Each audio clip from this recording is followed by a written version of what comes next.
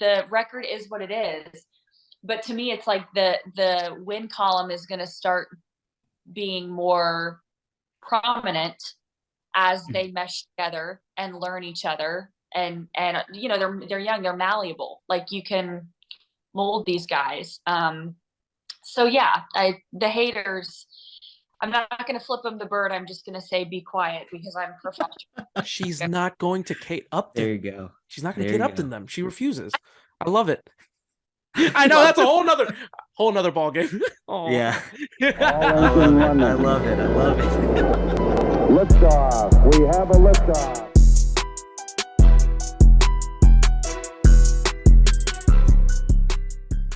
What is going on, everyone? You are listening to The Summit State of Mind, the podcast of dream shakes and step backs and everything Houston Rockets, presented to you by the Apollo Podcast Network. I am your host, your Commissioner Kenny, and of course with me as always is my brother, my tag team partner, the GM Justin. Follow all of us on Twitter at JP_Mirabueno, at Summit Commish, at Summit SOM Pod, and of course the media team at Apollo NBA and at Apollo HOU. Now, if you are watching this, spoiler alert, we have a very special guest coming on the show today, of course. But if you're listening, then you're about to, you're not privy to any of this. Like, well, I guess unless you read the intro, I guess the intro label. But if you just click the download, you're good to go. But before I introduce our very special guest, I got to do my usual check-in with the GM, my brother. How we doing tonight? Everything's good, man. Had a long day at work today. I just got back. This first day back after 4 days, I think. Because you were in Mexico. I was in Mexico. Came back Sunday. Took yesterday off to relax and got to watch a Rockets double OT victory. And for anyone that is listening, I did release a post-game article on apollohou.com. So if anyone wants to check that out, love for you to read my horrible grammar and sentence structure. But, there's just a lot of emotion behind this article. You know what I mean? Yeah, absolutely. Go give it a listen. It's a great article. But let's not, beat around the bush. Let's go ahead and jump right into it. I just want to give her a proper introduction. Look, we have a very special guest coming on the summit today. She's this current sideline reporter for the Houston Rockets. She's also a host of the Rockets All Access show. It is an honor to have, for the first time ever at the summit, Vanessa Richardson. Yay! How you doing? I am so good, and I'm so thankful for you guys having me on. You guys, obviously have a loyal listening. And fun fact, when I worked at KPRC, and I'm sure we'll get into my career or whatever, but when I was at Channel 2 here in Houston, I was the first, let this be known, you can ask Des, person to do a story on Apollo Media. Nobody had done a story, and I did a local story. It was during the World Series last year or maybe during ALCS, about how you guys, the Apollo was just making moves with, I think that the story was primarily t-shirts, but then I got into how, you guys were growing and all that. So love you guys at Apollo and appreciate having me on. Wow. You were the first interviewer like that, like put us on the map, yes, I guess. Like, I did the story, then a couple of the other stations and people started, but I was like, I'm the OG. Now, you guys already had a huge platform, so I'm not saying I helped with that, but I took pride in the fact that I pitched that to my bosses. I did a story. It aired on Houston Life on KPRC, and I was very, very happy and just loved meeting Des and the guys. That is so cool. I didn't even know this. This is the first time I'm hearing of it, so I am new to this whole thing just as well as I'm sure my brother is. Did you know this? Yeah, no, I did not, but that's great to hear. Love for the boys always. Now we can circle back. I can crop this clip and just pump that out to the world. So big time thank yous on that one. We appreciate it. Yeah, and I'm sure Des and Josh will appreciate that as well. But Vanessa, this episode is all about you. First of all, it's just such an honor to get you on. Just the current sideline reporter for the Houston Rockets. We've gotten Craig Ackerman on, so it's just a good deal just to be able to get you on as well. And we kind of wanted, it was obviously a change of pace for you, being you were the newest sideline reporter for the Rockets. I want to get your story leading up to that moment, but I want to talk about first and foremost, just your humble beginnings. Let's talk about that right now. How did you get your start? Where did your love of sports come from? You're so sweet. So my love of sports came from my late father. He was sports obsessed, and that was our thing. I'm from Terre Haute, Indiana, so it's about an hour from Indianapolis. People don't usually know where it is. It's where Indiana State is. It's where Larry Bird went to college. There's a federal prison there. Like, I don't, whatever. So, but yeah, I'm from an area right outside near the outskirts of Terre Haute. And my dad and I would go to Colts training camp. So from like 1999 to 2009, the Indianapolis Colts trained literally in my backyard, like less like steps from my driveway. So my dad and I would go, and that was back in the day when you could go to NFL training camps twice a day, every day, and they're full pads. It's not like it is now. So that, and then we would go to Indiana State basketball games. We would go to IU basketball games, take the drive to Bloomington. Loved the Pacers, loved Reggie Miller, loved Jermaine O'Neal, the Duncan Dutchman, all that. And then, we hit a couple Cubs games. And so it just went to, we went to Lambeau, Indy 500, our thing. And so, my late father was really the one that got me into loving sports. And both of my parents, I told them in middle school that I wanted to work in sports media, and they were so supportive. It was, they weren't the parents that were like, well, you need to get a real job. They were really great about encouraging that. So I ended up going to a smaller University of Indianapolis. It's a Division II school on the south side of Indy.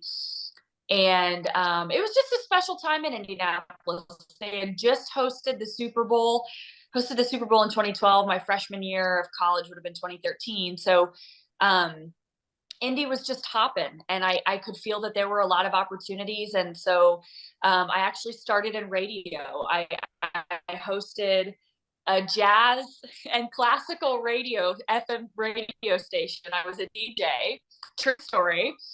But the caveat was that I got to cover the Colts and the Pacers and the Indy 500 for that radio station, as long as I did the whole DJ thing. So, I'd be like, that I'm Vanessa, and that was Ella Fitzgerald. It was the full radio thing, but I enjoyed it, did some TV at the university, and then got my first kind of quote unquote big media job as the in-arena host for the Indiana Pacers. So the Jumbotron girl.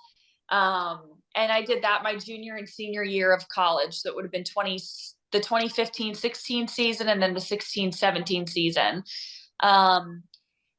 So then I got on with another radio station in Indy. I interned at the NBC affiliate during Deflategate.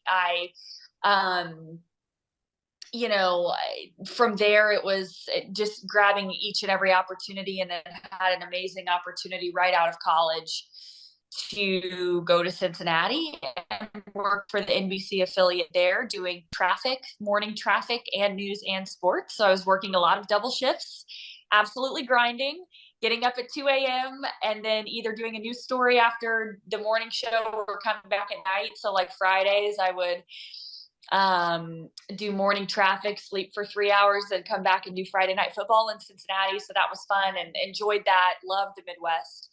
But after 2 years of the double shifts, just wanted a full-time sports gig. So there was the opening here at KPRC for weekend anchor, weekday reporter. And that's where I joined Randy McElvoy and Ari Alexander, and did 2 years at KPRC. And, got the Luno interview, which was a huge thing for me personally. And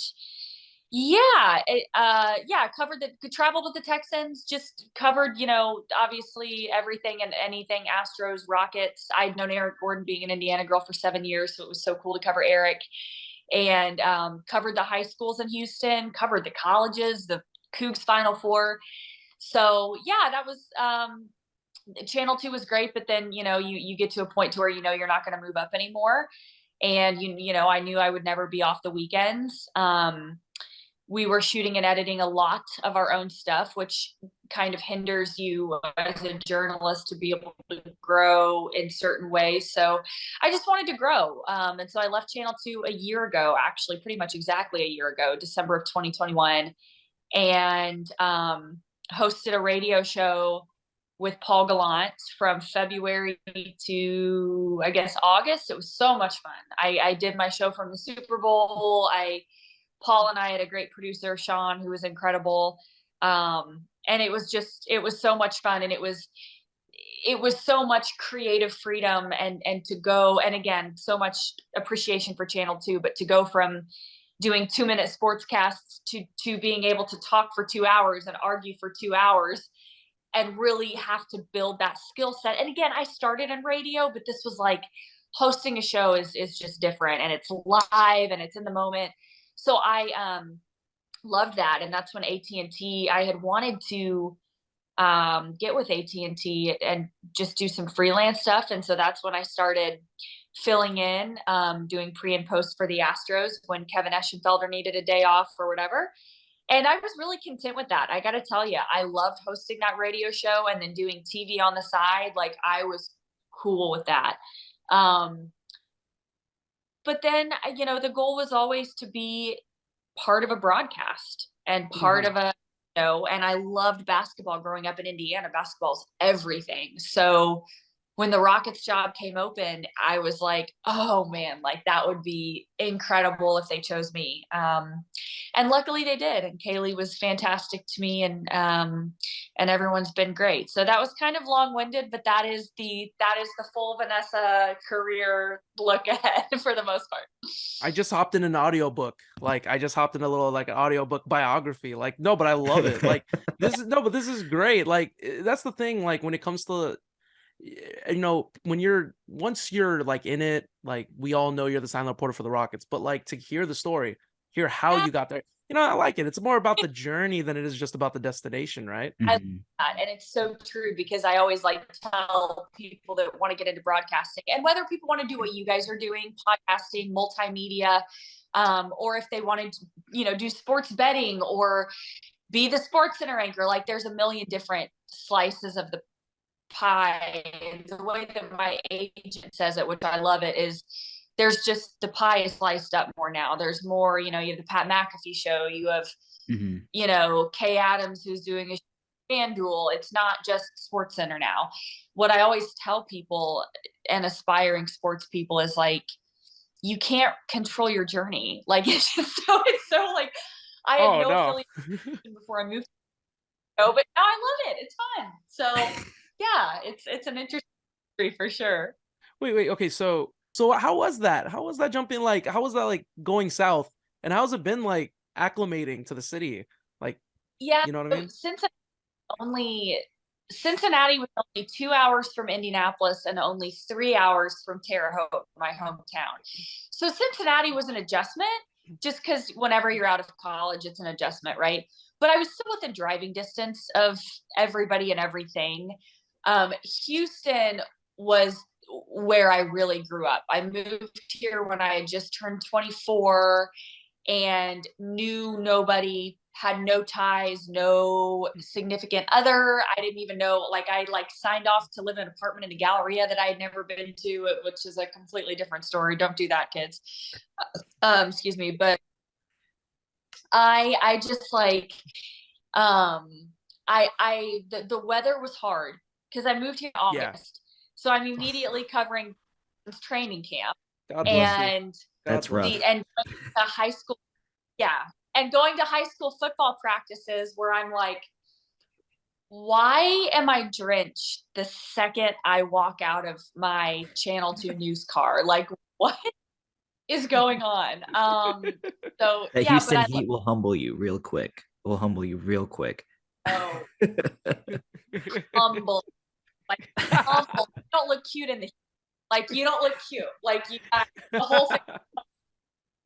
Yeah. No, could never.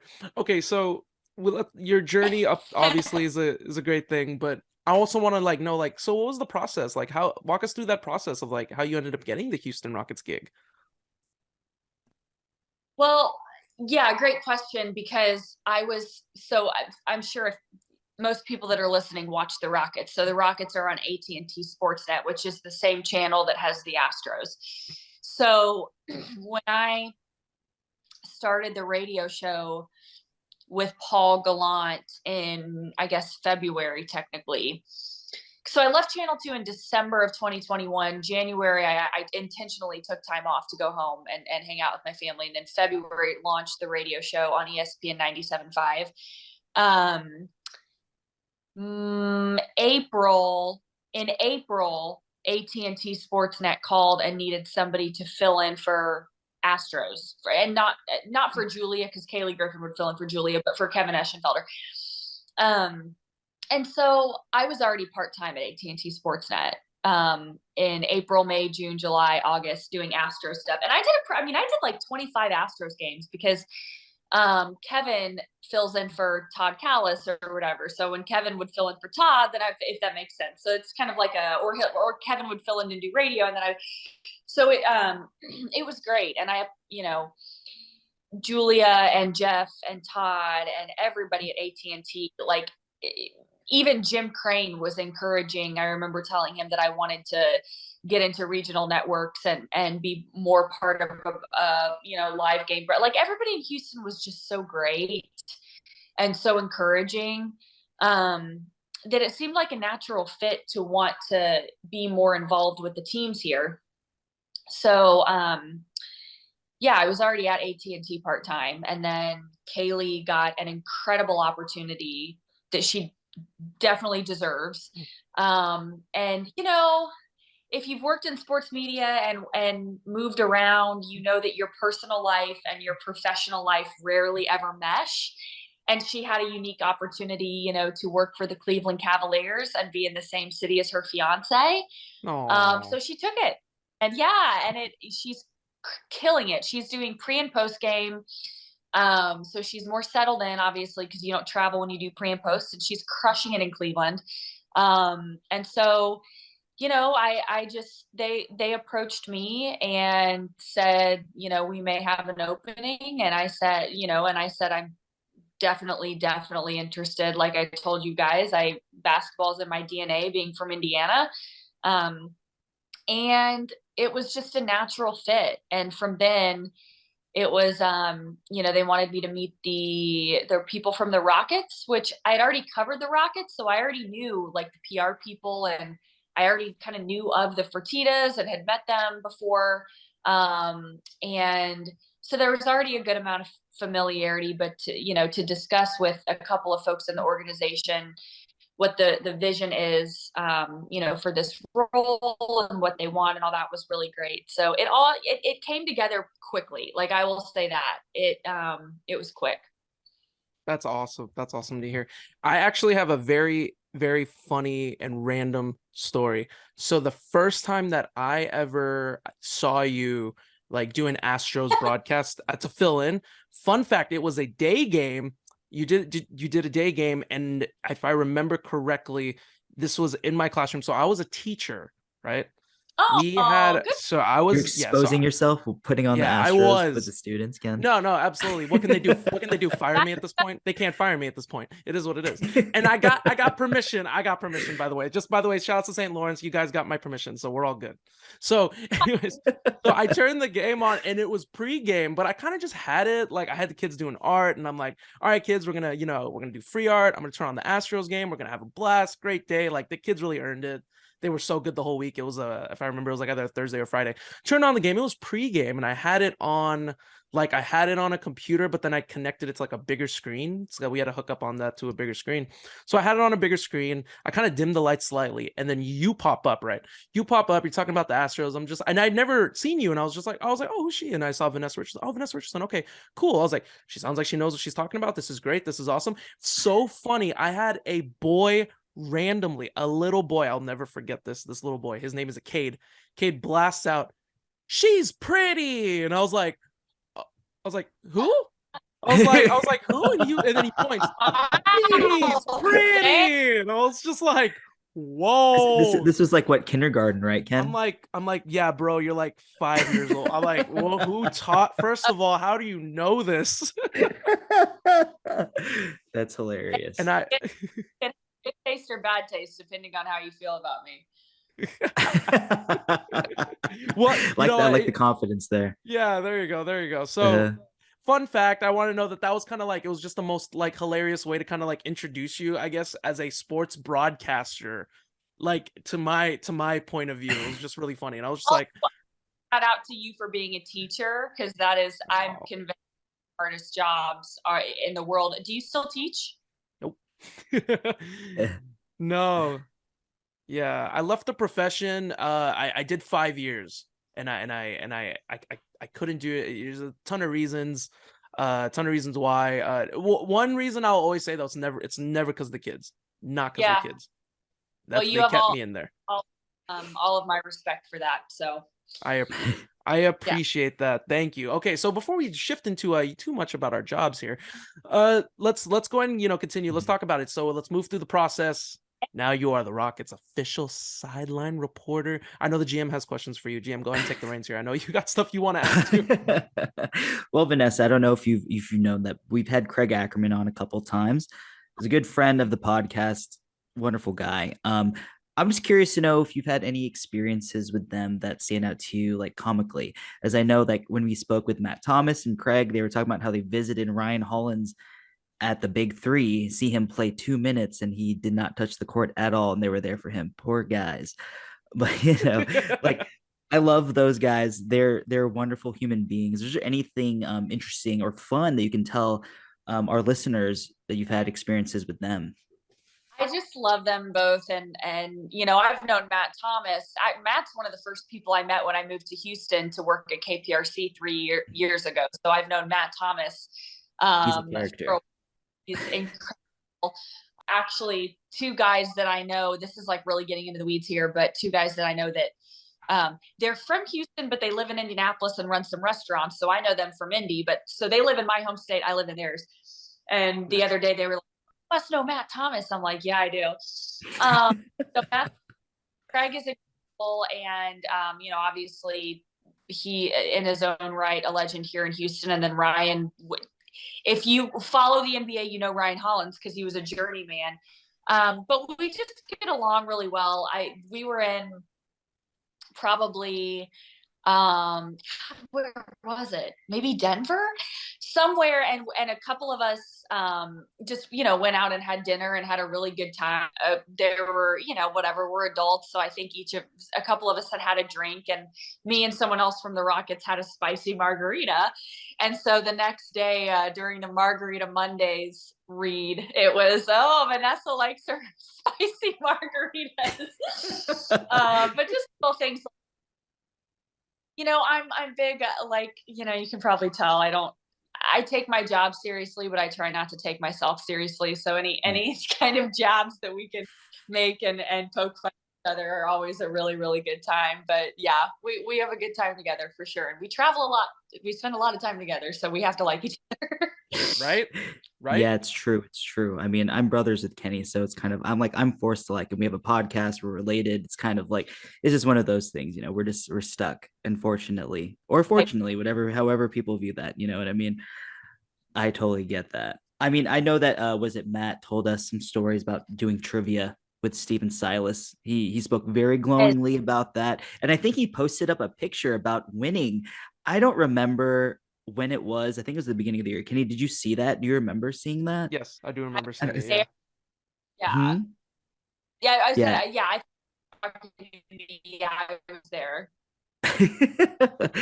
He always brags about it. He talks about it, and it always makes me laugh. But yeah, I mean, anyways, to go on, like last night's Rockets game, the Rockets and Sixers, it was the return of Harden, and it was a great victory. We were watching it, and it was, gosh, that was a nail biter. It was kind of intense. We weren't sure exactly how is it going to finish, but hey, we were very, very happy. Even though we do a podcast, we're fans, number one, first and foremost. Yeah, we were enjoying it. It was fun. It was fun. How was the atmosphere over there last night? And it was funny because we'd see you like in between, like was it like right before the end of the fourth and before the end of the first OT, we'd see you standing on the sidelines and like, oh, there's Vanessa, she's ready to do an interview just in case. And I'm sure if it goes to second OT, you're like, I guess I gotta go sit back down, But how was the experience last night overall? Just incredible. And these young guys, like so many of them are young. Kevin Porter Jr., Jalen Green, both I believe said that they don't even remember if they've ever played in a double overtime game. And Jalen talked about how exhausted he was. The energy was incredible. And it's not just James Harden, it's PJ Tucker, it's Daryl Morey. There were, I think, 5 total former Rockets on that 76er squad, plus of course, Daryl. And look, I mean, people here loved James, and people in the Rockets like Dare, whatever, but it's still that kind of familiar enemy type of deal.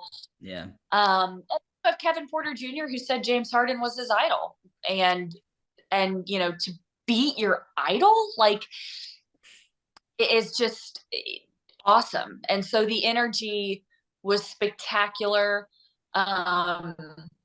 The guys fought, and my thing is that, like, yeah, you hope your starting 5 will fight, but then the fact that you have like Tari and KJ and Oos, I mean, the fact that you have guys that come off the bench and play to the point of exhaustion every game, I love. And it's that reason where it's like, I know the Rockets are going to win more games and that it's going to get better because they're young and they're talented. There are some young teams throughout sports, not just basketball, that are young or the talent's not there. The Rockets are young and talented. So, yeah, I mean, last night was incredible. And Jalen, if you watch our post-game interview on AT&T Sportsnet's Twitter, he's hunched over at first, and then he has to get up because he's so tired. So it was a great night. It was a wonderful evening. Like, we were just so happy to see it. I mean, the fact that KPJ got that clutch block on James, that's an amazing feeling, considering that is someone that he looks up to. Yeah, Jalen, in the post-game interview, when you interviewed him, he just looked like he was ready to just plop down and relax. Poor guy. But I mean, I think he played like 44 minutes last night. That was probably a career high. I don't think they've played a double OT game at all, but not that I remember. Harp on this a lot, and it's something that I look back and I've said it in a couple post-game interviews, but it means a lot to me when it's a complete team win. And don't get me wrong, I love when one person takes the game into their own hands and drops 40, whatever, that's great. But when you have, Jabari Smith Jr. making that unbelievable 3, when you have Bruno Fernando inserting his will and being physical, and then you have Tari Eason, who was 1 point shy of tying his career high, I believe. And then you have KJ Martin, who isn't scared of anything. Like, I think he's scared of literally nothing. For everybody to contribute, I think, is what made it a really cool win to me. Yeah, no, I agree. Yeah, I agree. No, because when you think about it, like, in all facets of the game, that's why I called it easily the best game of the season. You had the Phoenix game, obviously, on Friday. That was like, yeah, that was fun. And that was a fun win. Like, don't get me wrong, they came back. They were down double digits. They came back and won. But like, just getting that one, there was just that extra push. It felt nice. There was nothing like it. I was enjoying it. We were just, me and my brother, we just watched together. And then by the end of the game, I mean, I was super pumped. We had to do a post game. Like, we were like, okay, well, time to get the mics and we got to go. Like, we got to go and record. And I think I put out that episode at like 11 at night. Like, I was like, I sent it live at 11 at night. I was like, oh my God, we're wired right now. And it's funny too, because you have outside fans that are all like, why are y'all care? Y'all are literally 7-17. Why do you care? And I'm like, you don't understand, like, as a fan base, like, and that's what I explained during our last episode. Like, I was like, people can complain about anything, but sometimes you just have to enjoy. And this was so fun. I'm a big believer in that. And you know what? Here's the thing that always shocks me when people say things like that. Whatever city you're a fan of, whatever sport you're a fan of, whether it's football or auto racing, soccer, whatever, there are so many teams that have been successful that have gone through years of really tough times, rebuilding, navigating, hiring, firing, drafting, whatever term you want to use. How about the Astros? I think the Astros did that. Am I wrong? No. And so I'm not saying the Rockets are the next. I'm just saying, like, for people to act like it's not exciting for a young team to start winning more often is like insane to me. And whatever, like, yeah, the record is what it is. But to me, it's like the win column is going to start being more prominent as they mesh together and learn each other. And you know, they're young, they're malleable. Like, you can mold these guys. So yeah, the haters, I'm not going to flip them the bird. I'm just going to say be quiet because I'm professional. She's not going to Kate Upton. There you go. She's not going to There Kate you Upton go. them. She refuses. I love it. I know that's a whole nother ball game. Oh. Yeah. I love it. I love it. I love it. Oh gosh. But I mean, you know, like, I think it's great to see us just progression. That's all we ask for, you know, as fans. Even then, like 7-17, it may look bad in terms of like just plain record, but if you've watched this team the last 3 years, this is certainly the type of progression that we'd love to see. Kenny, he's a big fan of Jabari Smith Jr., and we're starting to see him Ooh, really? Could you really tell? find his footing. Could you tell? Yeah, just a tad bit, You know, like He's great. Oh, he seems like an amazing human being. Don't tug at But my heartstrings now, Vanessa. Don't tug on it because it means a lot to me. He's fantastic and is honest about where he's at and what he wants to see from himself. He doesn't pull the whole, well, I'm an NBA player now, so I know everything. Like, he'll tell you post game what he wants to get better, what he wants to work on. And you know what? Let's just talk about this rookie class because I love him. I adore Ty Washington. I think he's going to be a stud. And then Tari Eason is like old school competitive. Like, Tari, yes. I literally told 50 Cent because 50 Cent was like, which player should I want? I told 50 Cent Tari's going to be like big time. And I'm not just saying that because I work for the Rockets. I'm saying that because he's competitive. No one is harder on him than he is on himself, which I think is huge. Always takes accountability. Was sixth man of the year at LSU. Has had to fight for playing time. Has the proverbial chip on the shoulder. Like, I believe in Tari Eason, if you can't tell. And this whole rookie class. Oh, so good. But, you know, Jabari's going to get talked about because he's the 3 overall pick, which he should be. And Ty's going to get, I mean, he's the clips that are going viral of him in the G League. I love this rookie class so much. Yeah, no, I think that they've just been doing just incredible stuff. Like, and I know Ty will get his chance. I'm not worried about that. I mean, they're such a talented crop, and that's what I've been saying. I've been tooting that horn since day one of like, this is easily the most talented like crop in the last 3 years since the beginning of the rebuild, like easily and by far. And Vanessa, you are at you're like at the proverbial center of it, literally. So you get to interview them Front and everything. Row seats. Yeah, and I gotta say too, because Tari, like, honestly, like, Tari seems like a very fun interview as well. Like, he seems like such a character.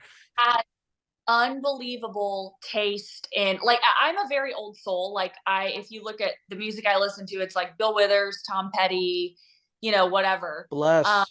And Tari is an old soul and is just very cultured and yeah, but they're all just not, I mean, they're all great guys. And, you know, we spend a lot of time together on the planes, in the locker room, at practice. I'm at every practice and shoot around. So the relationship with them is important. And so far, just all of them, it's been great, truly. Gosh, you love to hear that. I mean, I love Tari. I believe that he is somebody that will make a name for himself in this league. And if you're on Twitter, you see his mom post so much content. I love it. His mom is a character. Funny. She's a character, and I love it. And I can only imagine how he feels, but he handles everything like a trooper. He just seems like the kind of guy who takes everything in stride, and you love to see it. But I think he comes from a strong woman, and absolutely. You know, and yeah, I love his competitiveness. I love his hustle.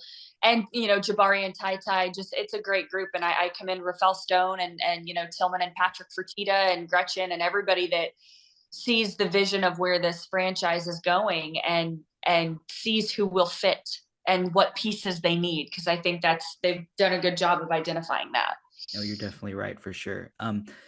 Vanessa, one last question before we finish this. Of course, you're from Indiana. I'm just curious to know, who is your favorite athlete when you were growing up from there? I mean, of course, you had Mr. Indiana, Eric Gordon. He is on the Rockets, so if you choose him, I totally understand. No But bias, right? exactly. You had the guys from the Colts. Peyton Manning, Marvin Harrison. Even then Andrew Luck from Houston. What a guy. And Reggie Miller, like you said. I mean, I love Reggie Miller personally. I love 90s basketball, and Reggie Miller was one of the guys that I just adored growing up as a kid. Yeah. I mean, look, Peyton Manning. First of all, I want to give a shout out to Tamika Catchings, who changed women's basketball in Indiana. Tamika's awesome. Absolutely. Our scene with AJ Foyt, Houston native, and Mario Andretti, the Indy 500 is a very real thing. Eric Gordon is one of the first high school basketball players I watched. He was on an AAU team with Greg Oden, Mike Conley Jr., Josh. Why am I blanking on his last name? McRoberts. They had one of the best AAU of all time. And hyperbole, like it's ranked as one of the best AAU teams of all time. So I watched Eric play. He was in high school when I was in elementary school. So he is actually one of the first high school basketball players I watched. And he embarrassed one of Michael Jordan's sons on national TV. If you ever want to Google that story, he was unbelievable. The fight to recruit him between Illinois and Indiana was epic. And then he played a year under Hell Cougs at Indiana, and then went to the NBA. So loved Eric. And then I mean, as far as the Pacers go, it was definitely Reggie Miller. I really liked Jermaine O'Neal, and just the swagger that he had. And then who didn't love Rick Smith's the Duncan Dutch and oh gosh. I love Rick Smith's the Davis brothers. Jalen Rose when he was there. I'm a big Jalen Rose guy. I love Jalen Rose. So like my childhood, and definitely Peyton Manning. God, I loved Reggie Wayne as well. Yes, yeah. He always killed the Texans way back. Oh gosh. Yeah. The two Reggies, Reggie Miller and Reggie Wayne, but there's no Lucas Oil Stadium in Indianapolis without Peyton Manning. There's certainly not a Super Bowl victory. There's certainly not the Super Bowl that Indy hosted between the Patriots and Giants. I mean, it's incredible how a franchise quarterback can change the trajectory of a city in those smaller cities. Like, Houston, New York, LA, they're always going to be meccas, right? But Peyton definitely changed Indy. So I love any and all Houston and Indiana connections. And there's plenty of them. Like you guys said, Eric Gordon, there's all the many AFC South Texans Colts matchups throughout the years. So oh Lord. Yeah, always PTSD from way back in the day. Okay, Vanessa. Okay, he got his last question. I just want to get my last question in before we go home here. What is, you're about a fourth of the way through the season. We're like, a little over fourth of the way through the season now. What's been your favorite memory? Is it going to be the Philadelphia 76ers game? But what's been the favorite memory so far? I think the 76ers game right now, and it's not just recency bias. Because it was last night. Definitely that, because it's these guys that fight, and Steven Silas said as much.